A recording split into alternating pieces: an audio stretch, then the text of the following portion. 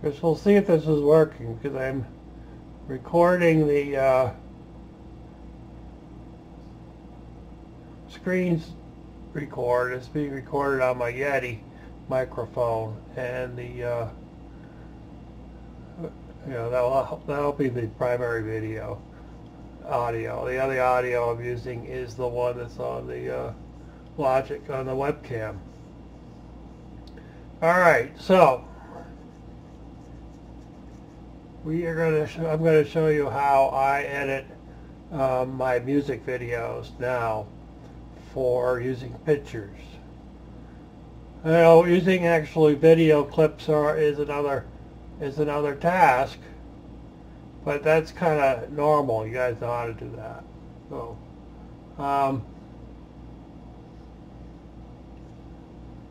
where am I at with my screen? Right here. So I'm going to try to put this between, well, maybe I go back for, there we go. Here.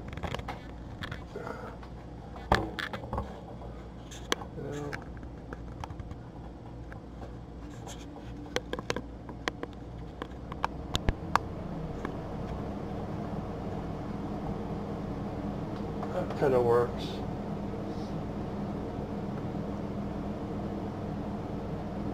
That over there.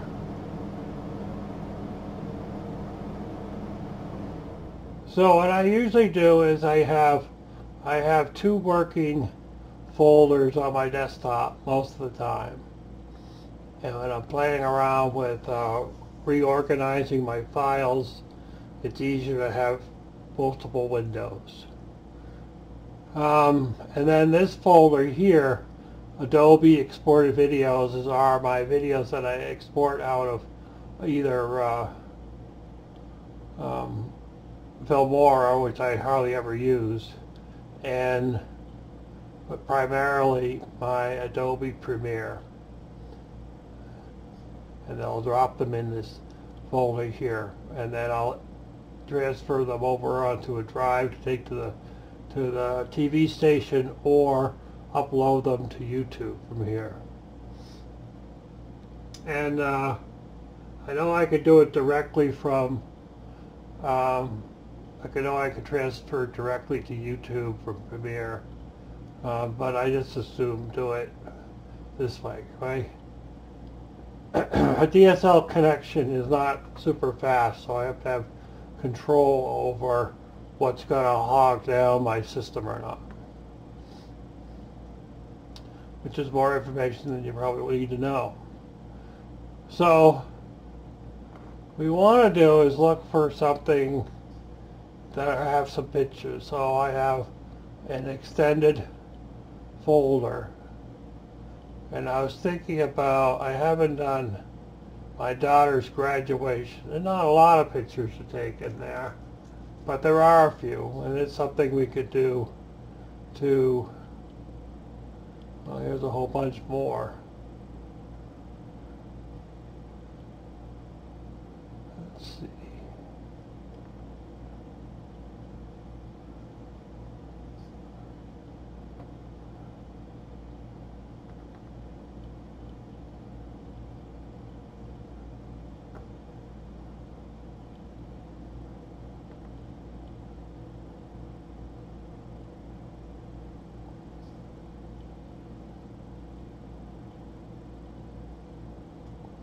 It looks like I have two sets of pictures, maybe shot from two different cameras. So, unfortunately, they are all kind of labeled with the same file name. Oh wait, these have a longer file name. So what I could do is take these,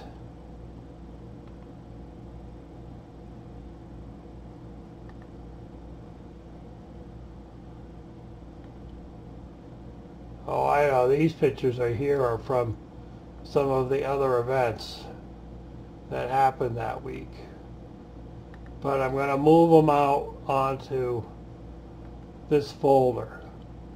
Make it easier because it doesn't really matter now.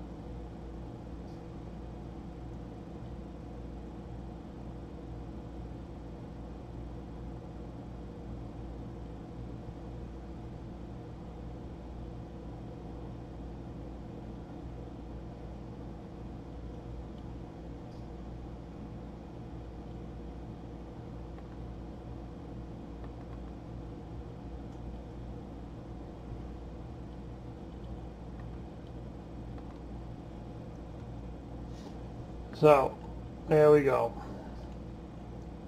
So what I usually will do is I'll take this folder and I'll move it over to my other screen. Now when I had my smaller screen, I used to do it the opposite. I'd open up Premiere over on this side and edit it over here, but it's far better over here now. And then I'll open up Premiere and I'll start a new project and I'll call this graduation.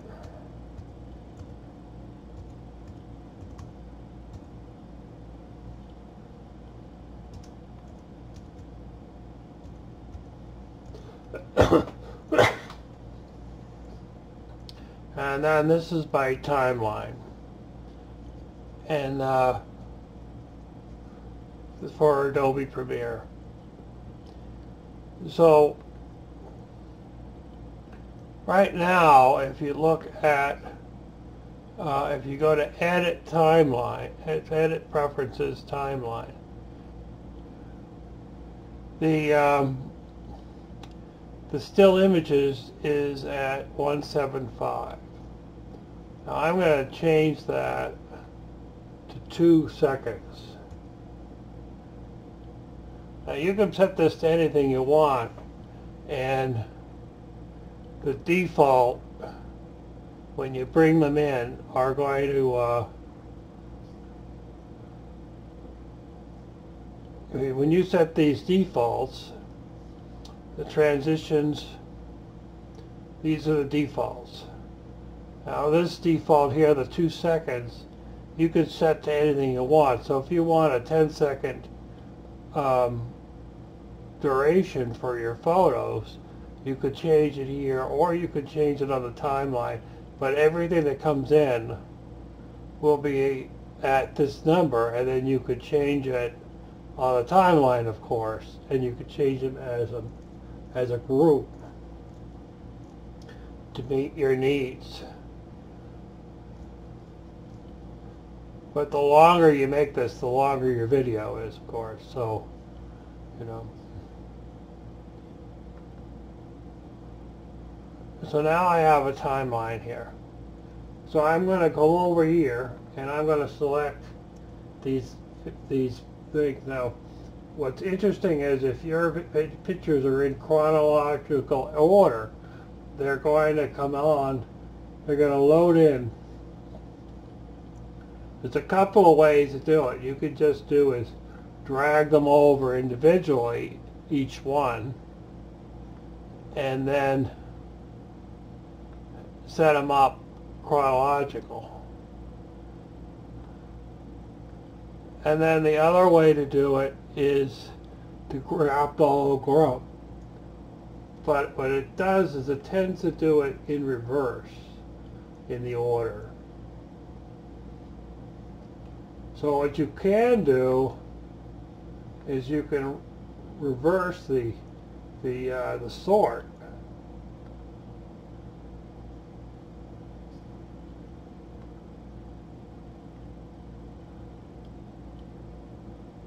If that matters. It may not actually matter. Sometimes the randomness is kind of cool, but other times you may want it in a specific order, and if it really needs to be in an exact order, you might have to bring them over one by one.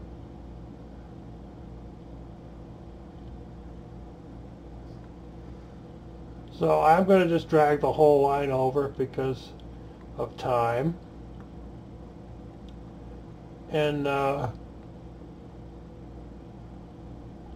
so here we have timeline, and it's about 2 minutes and 46 seconds.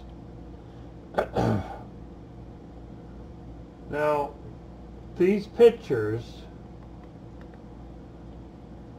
I'm going to go to the properties, detail. These pictures are 1600 pixels wide by 1200 pixels high. Because whatever camera was used then, that's what their output was. Now, when you're doing high definition video, your dimensions are going to be 1920 by 1080. So there's two things that you can do. One would be is that you could go into Photoshop and select all these pictures and edit them so that they all were at the size you want them to be. And you could either create a copy of all the pictures and do that, or change these forever. But an interesting way to do it that I've discovered, because I'll spend 3 or 4 days editing pictures on Photoshop and then have to drag them over onto the timeline. But now there is an interesting way to do it otherwise, and that would be you would come back over here to the timeline and you would go to Edit, select All, and then you would go up to Sequence and select Settings, Sequence Settings. So if I'm using this for the studio has certain requirements. They want it to be at 2997. So I just do them all at 2997. And then the frame size is going to be 19 by 20. And the horizontal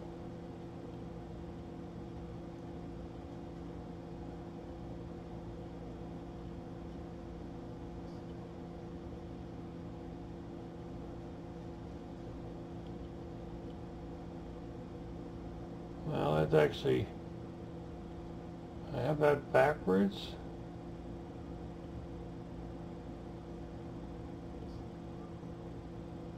Is going to be, the vertical is going to be 1080.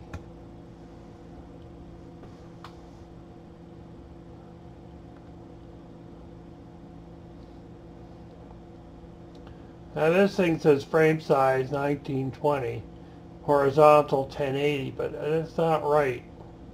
If you come down here, it confirms that going to be the width is going to be 1920 and the height's 1080. So what this will do, it will change all the pictures on the timeline so that the width is 1920 by 1080 without affecting its proportions. So you get a message saying, you know, it's going to change things. Can't be reverted. But the way that Premiere works is is that it references back through over here in the library. It just provides a link back to the original. It doesn't actually manipulate the original. So any changes you make in Premiere in your timeline isn't affecting your original work on in your drive.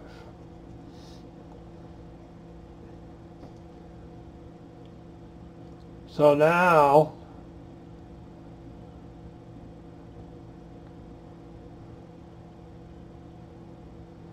all the pictures are kind of small.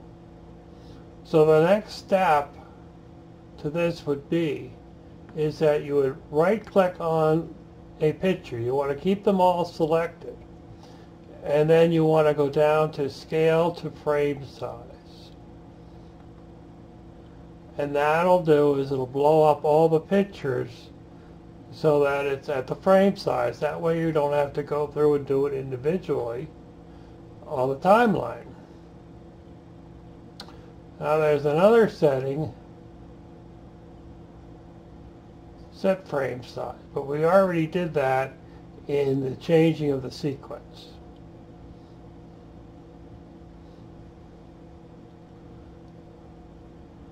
So primarily you're kind of like you're all done.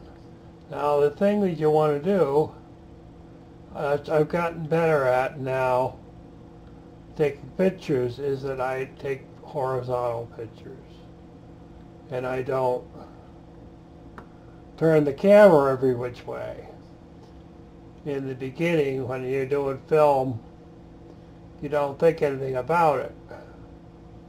So you just want to scan through your pictures and make sure that you don't have a picture turned anyway.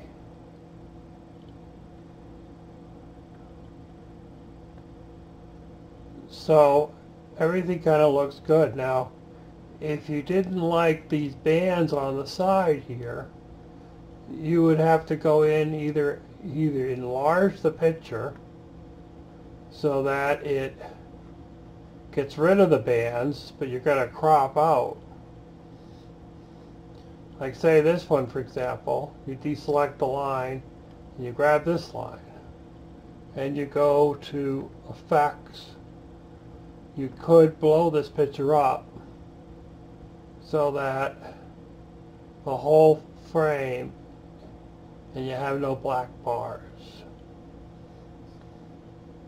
But you may not be able to do that for all of them. You could do it this way. You could only focus on her and then lose these three people if you wanted to. In fact, once you figured out what that was for percentage, 141, you could probably do that on your other ones too. And that way you wouldn't have to, you know, it's up to you on what you wish to do. And you could get rid of those black bars, you know, across all the pictures. If you don't mind losing some detail.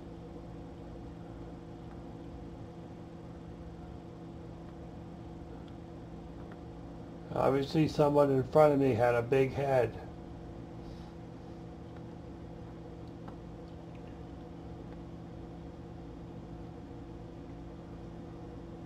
I don't know if it really makes a difference or not. I guess it's all about how you want the it all to look to you. And you can use, of course, you can set things up so they float across the screen and zoom in, and you know, there's all kinds of things that you can do to adjust it. But that's not really our topic today. So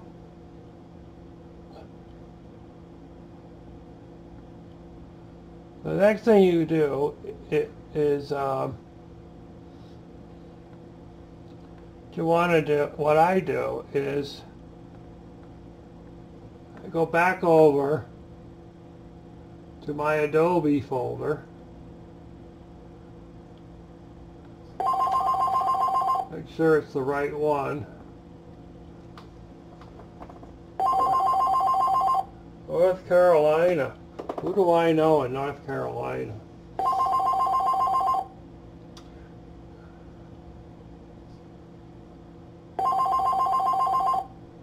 I usually take this picture. Whoops.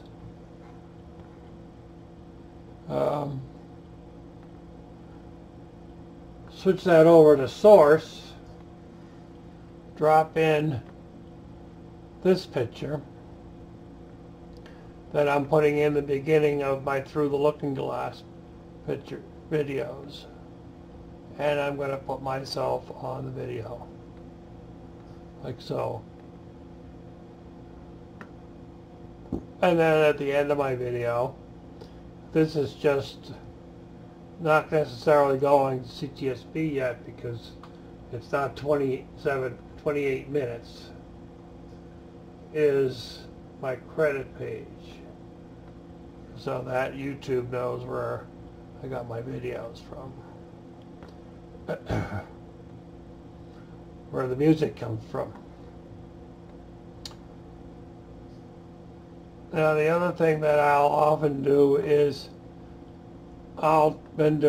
putting in a select all.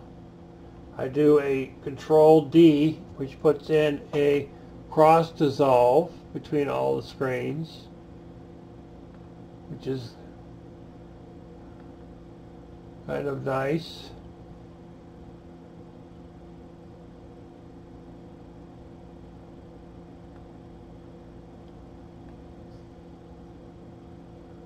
By the way, this woman here, she was my daughter's therapist. I was madly in love with her. But she was my daughter's therapist. Well, there you go. Another one. Another one I lost between my fingers. Okay, so over here I have a video music. Now one of the things I could do is for YouTube music,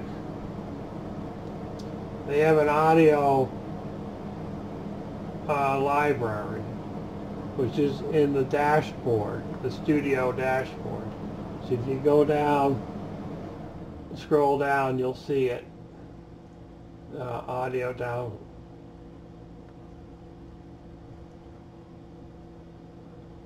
Audio library. It used to have a separate link, and then they moved it over into the studio. And then you could put in graduation.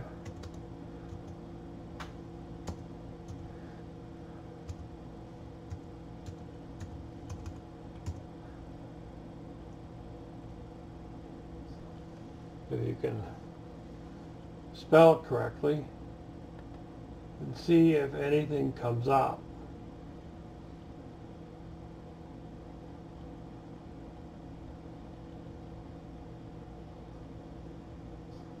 And I don't know if anything came up.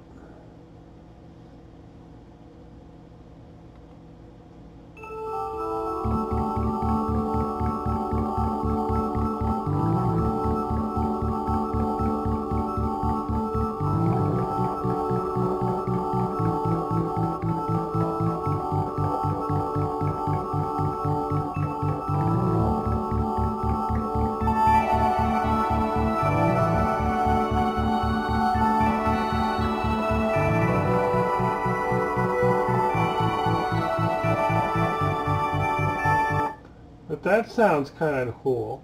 So I hit the download button. So what's nice about using this videos is that it's free for YouTube. Free to use. And YouTube won't bark at you about using music that you don't have authorization for. Now if you belong to some website or some service that gives you music that you can have access to, then that's great. But this is for free, so I don't have to pay extra for it. Someday I'm going to get a service, but it's not going to happen this week. So this actually is a good one. This is 3 minutes and 45 seconds. So you're going to drag this over onto the timeline. And usually what I do is I expand it out so you see both channels, and then I play it.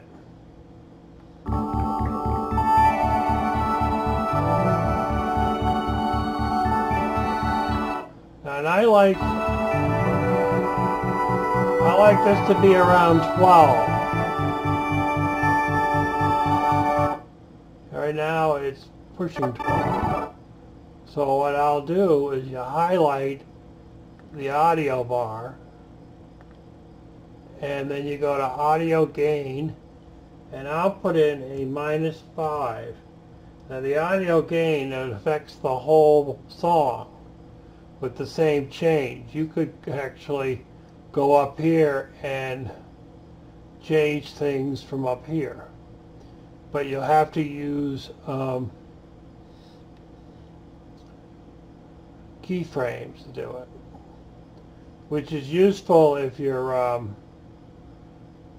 if you want to put like a phase out, which I often do. I'll tune this down in the end, but right now we want to play around with stuff. So what we're going to do is do another select all to get these, and what we want to do is we want to expand these out to match the length of the music. So we're going to go to speed duration,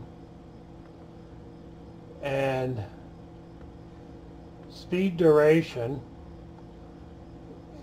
there's nothing there, but it'll be there. You just have to play with it. You hit ripple. So when you do a ripple edit, it's going to affect everything on the timeline, move everything down at once. And then what we can do is increase the length of each picture to get them longer. Well, that didn't work, so I'm going to hit Control Z to revert that back. Remember, we're at 2 seconds. It's not going to take much to push this thing out. So we're going to go with, let's go with 2.5 and see where that falls. Well,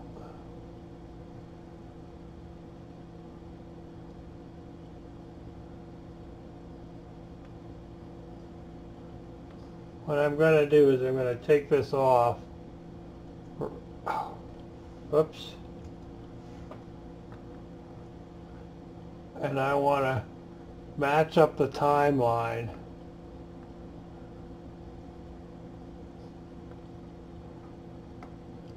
So that my total length is around 345. Maybe a little less. 340 maybe.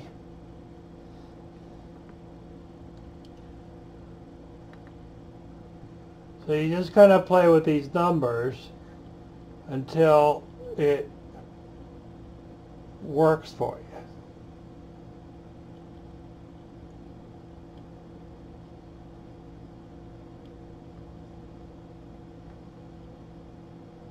$335. So that might work. So we go back to grab that piece of music. Now right now that piece of music is sitting over in the downloads file. And what we want to do eventually is to put it in with my music, so then maybe in the future I'll use this music again. So I'll put it into my music folder. But just to make things easy for me, because otherwise what I'll have to do is take this over here. This is the right way to do it, because if you change your link of where it is, you open up this file again, it's going to come up and say it can't find your music. So the correct way would be to open up your video music folder and stick this into your music folder, which is right here.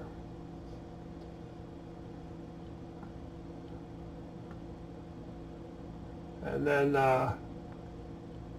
we'll go back over. The name of that is Evergreen.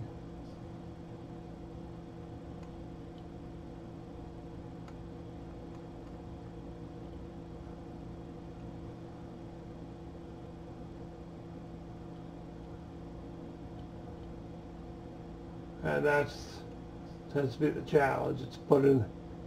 It's following a particular order, and it's not alphabetical. I think it's going by size. Nope, it's not size. In here somewhere. I'm just going to move this one over here. Bring this one over here because I can see it there, and I can't seem to see it over in this one. I don't know why. But it's just not cooperating. So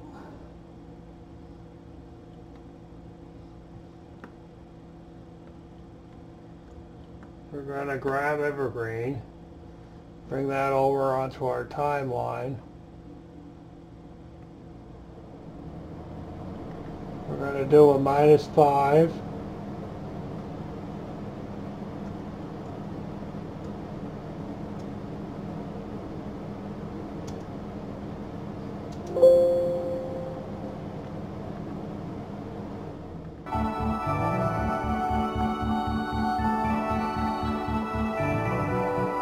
Staying pretty much around 12, -12.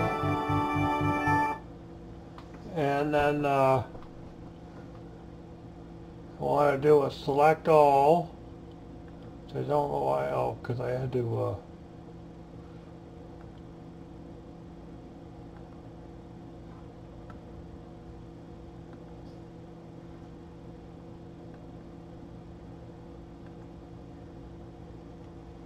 oh, they're all there.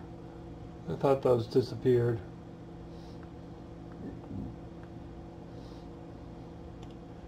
And now we're going to check down here, and we're a little short. So I could try to tweak the timeline a little bit, or I could just end it here. And I don't see any reason why I can't just end it here. So we're going to peel this back like so, and what we're going to do is we're going to stick in a keyframe for my levels by clicking there, and another keyframe at the end right there, and then I'm going to grab this keyframe, bring it down to the bottom. So as it plays through, it's going to start dropping down that volume at the end as if the song is ending. And there you go.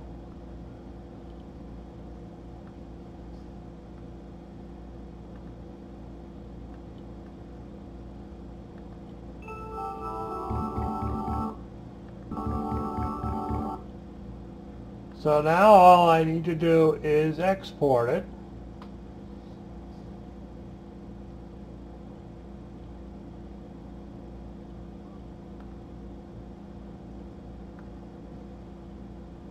So I'm going to check H264, and I'm going to pick 1080p HD. Now I don't do 4K video because I have no place to display it. I could upload 4K video, but I don't have any cameras doing 4K video.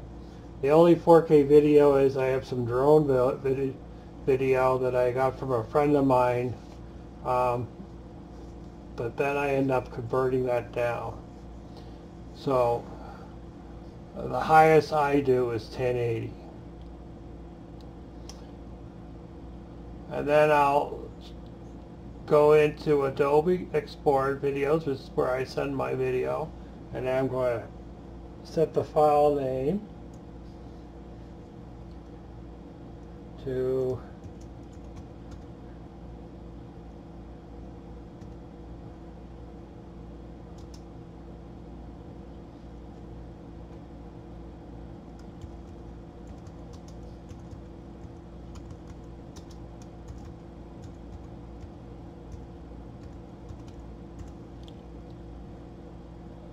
Cassie's high school graduation, just in case she graduates from the police academy or Naval Academy. I will have it duplicated out and hit save. Now down here on the bottom, right here, is the size of the file, approximately. It's 547 megabytes, which is nothing. But many of my videos, like my Fairy Speak videos and other ones, particularly ones that are 28 minutes long, are up in at least 4 gigabytes. So there's an option in here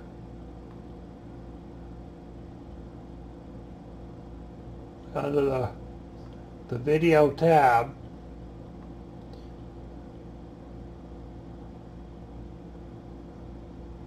Target bit rate, and you can do is reduce this number down, and it's going to reduce your file size. And I guess you could change this to a 2-pass, and it could increase your quality. But we're going to leave things as it is because the file size is okay. But since I have DSL, you know, a 4 gigabyte file size may take me 4 days to upload it to YouTube or to WeTransfer or wherever I'm going to send it to. So this is a nice option for me to reduce the file size and keep it at 1080, 1920 by 1080.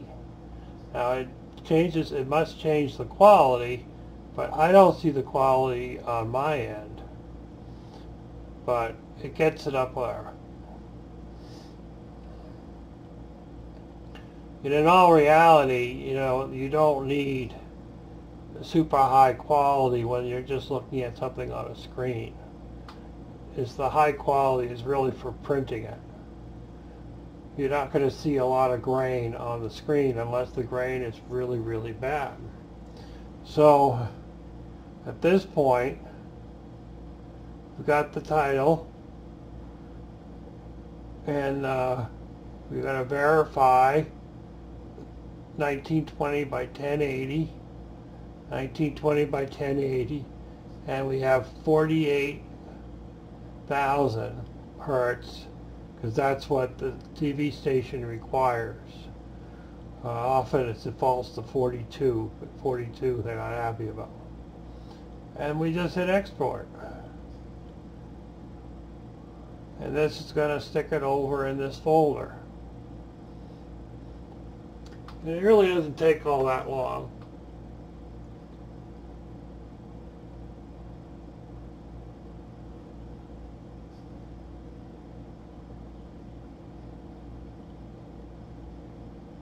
There you go. It's done.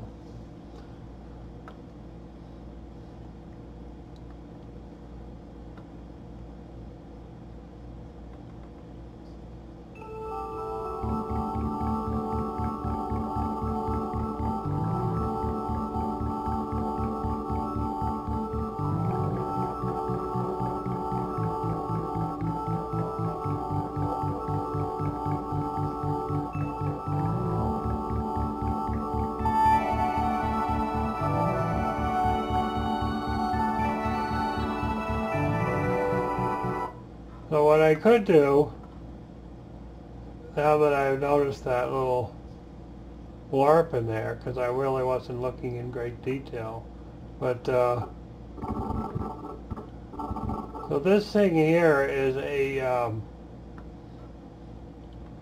the kids were supposed to write a letter to their parents about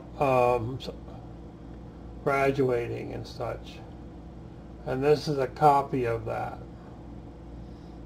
And I could probably do is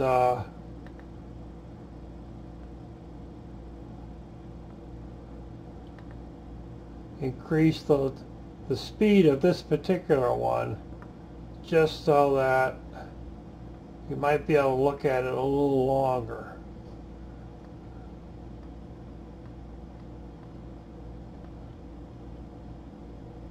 Now you can always hit pause. Now with the ripple, it's going to push everything down, hopefully without freaking everybody out.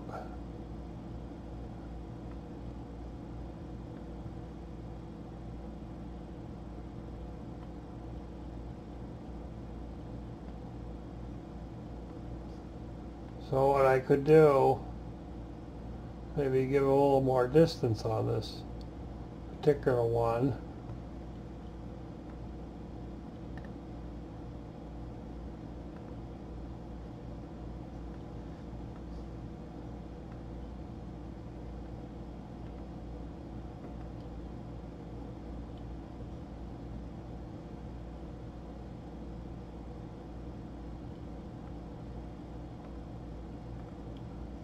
Just to see if you wanted to read that and you didn't want to hit pause. And we're going to move over this to the end here,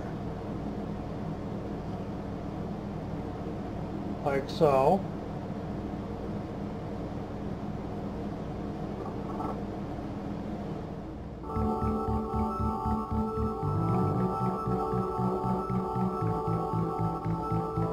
Probably still going to have to hit pause. They had a bunch of events, parties, you know, graduation week, blah, blah, blah. So we're going to re-export that.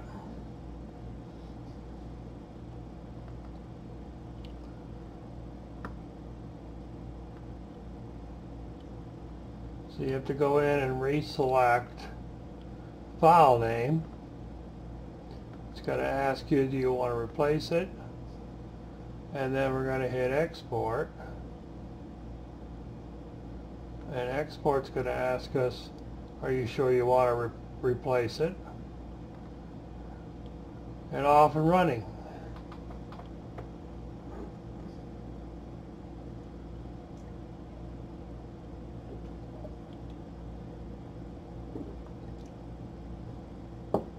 Now this doesn't take long to export because it's really not a very complicated video, but some of them might take, you know, 10 minutes to export. And that has to do with the speed of the graphics card. And that's it. You could get, when I upload this to